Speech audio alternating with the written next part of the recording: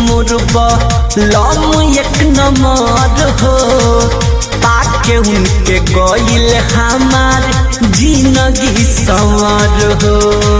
का कहिए सखी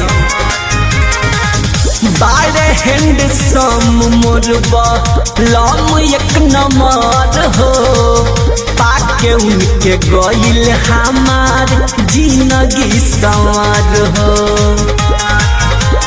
झाड़ेला रूपवा काला टीका लगा के राखिले बहके न मन उठलाली पौन के लुभा के राखिले अपना रजऊ के न दुनिया में अझुरा के राखिले अपना सैया के हम बिंदिया में सटा के राखिले।